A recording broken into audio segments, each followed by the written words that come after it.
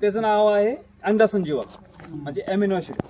त्याच्यामध्ये असं म्हणतात त्याला अमिनो ऍसिड. म्हणजे अंडा संजीवक, मराठीत सांगतो तुम्हाला. अंडा संजीवक आहे. त्याला काय काय लागणारे साहित्य? एक प्लास्टिकची भरणी घ्यायची रिकामी, त्यामध्ये 1 लिटर लिंबाचा रस घ्यायचा. त्या मग नंतर काय करायचे? कोंबडीचे 7 अंडी, त्यामध्ये गावरान भेटले तर अतिउत्तम आहे, नाही भेटले तरी आपल्याला ही वापरायचे. त्यानंतर काय करायचे आहे? ह्या 1 लिटर लिंबामध्ये हे जे 7 अंडी आहेत ते पूर्णतः मध्ये बुडतील अशा पद्धतीने आपल्याला टाकायचे. म्हणजे अंडे वरी राहायला नको आहे, मध्ये पूर्ण बुडून ठेवायचे. अंडे आज समजा आज बुडवलंय आपण, आज तारीख आहे 16.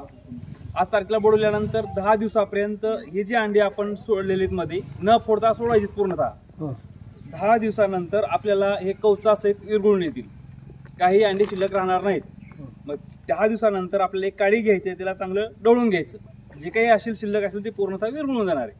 विरघळल्यानंतर काय करायचंय? एक 100 ग्रॅम गूळ घ्यायचंय, त्यामध्ये टाकायचंय आणि त्याला चांगल्या पद्धतीने सुती कापडातून गाळून घ्यायचं.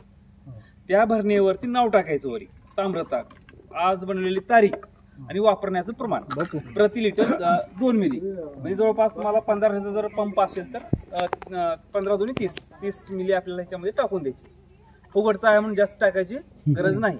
आपण केलेला एकदम चांगल्या पद्धतीने.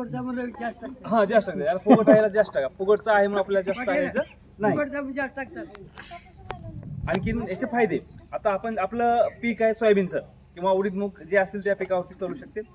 फुलोरा अवस्था, दाणे भरण्याची अवस्था आणि वाढीची अवस्था आहे, तिन्ही अवस्थेमध्ये फवारणी करायची.